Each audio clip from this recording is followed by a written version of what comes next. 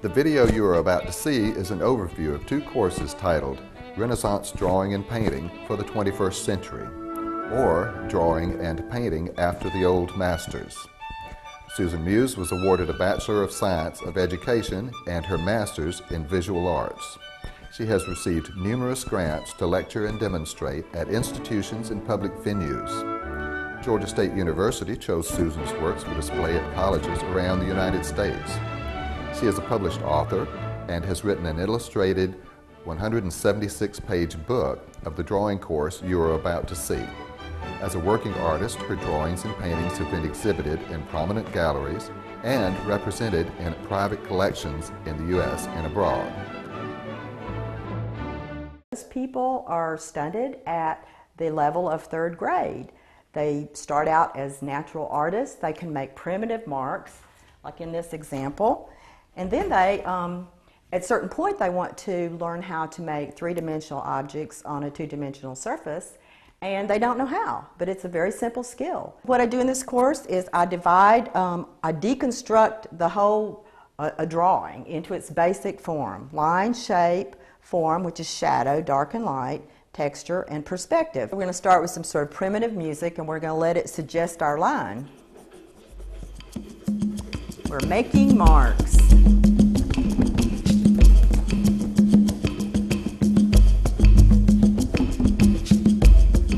Okay. Now a different type of music might suggest a different line. Has to do with the pressure, thick and thin, and a continuous line, which is a contour line. The basic shapes that we'll study that are found in all of nature are these: cone, sphere, cylinder, and cube. One of the exercises I do is I actually take string as if it were our line, and we wrap all these shapes. For instance, this one has a black string around it, so in order to feel that shape, we actually follow it as it goes around. And this is going to illustrate to us, as we learn to do it, that a line always falls on the surface of a form. Now we come to that part in the course where you learn how to show forms with outlines. And I love this part because it's the most magical thing. This is what really makes forms look solid, and you can do it totally without lines, only with shadow.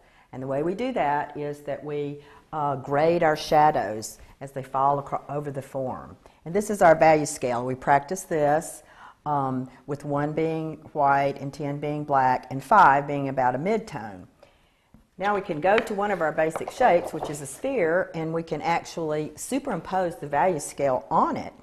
Here's 1, 2, 3, 4, 5, 6, 7, 8, 9, 10, the black over here, in our light source. And this is what the old masters used to begin to draw realistically and really convincingly and paint that way. We blend our value scale, and it follows the shape of the actual form, whichever that form happens to be. And most things in nature are combinations of the sphere, cone, cylinder, and cube in variations. Like here's a cylinder and here's a cube. Okay, here's our cylinder, and we can take our primitive marks here, and we can use these as texture, and we can superimpose them on this, and we can like add some little details. And what happens is that you come up, and we can put us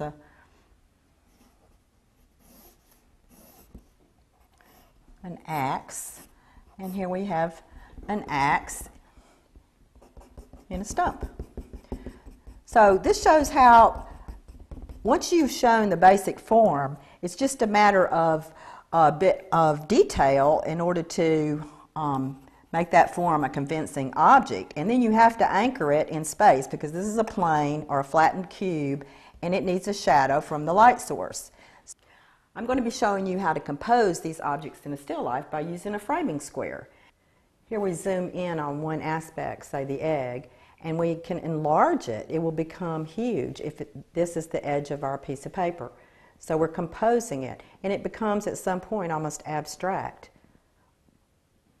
This is what abstract art is about, is forms enlarged to the point of unrecognizability. But they still have form.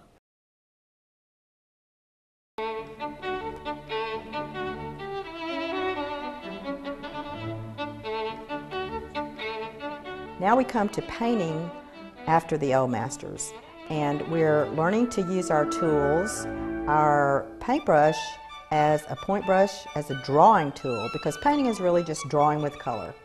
And we use the larger brush for a wash, and every painting has a drawing and an underwash, as I'm going to demonstrate for you.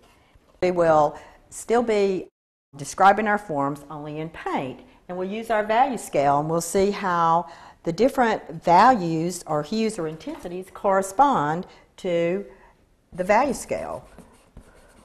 Like dark brown is here.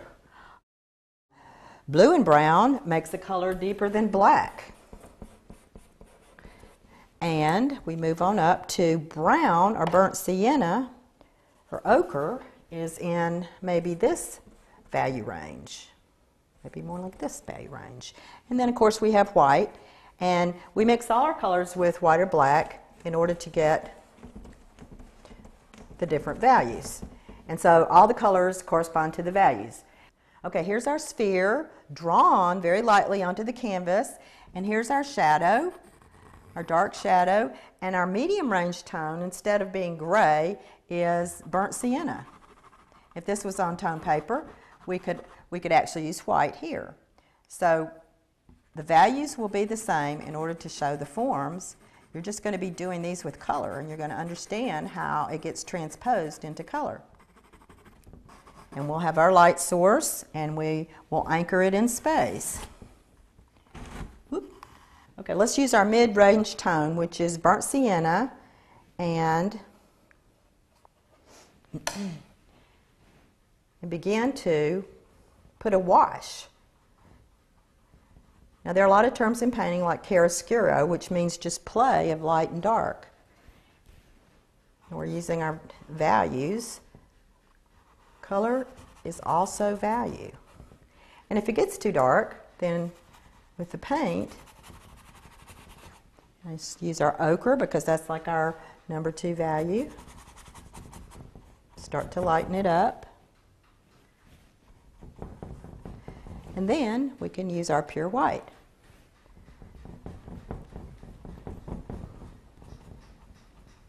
And it's a process of blending. Instead of using the scumbling technique with the charcoal, now we're using the blending technique with the paint. And here's our shadow, which anchors it. I always leave a little backlight here so you can see the bottom edge.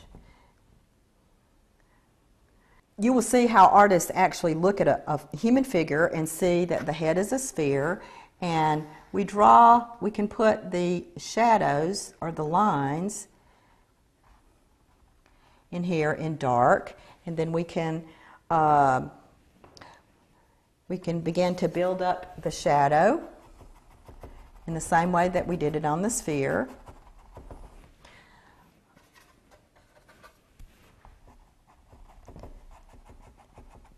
And this is a column, and if our light source is coming here. As the painting progresses from the underwash, then we begin to build up the paint. And we can actually make it thicker and thicker. We still keep using our shadows, like our midtones, but we make the paint thicker and thicker as we add it. And where there are shadowed areas, we continue to add shadows, and we continue to do drawing as of details, as we did the texture on our cylindrical wood stump. Once you have actually have the forms built up, then you can do the details and begin to add more and more paint, and you get a greater degree of realism.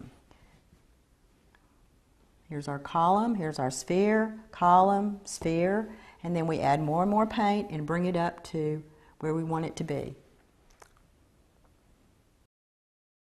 Least you think that drawing and painting have no practical applications. Michelangelo Buonarroti said this over 500 years ago.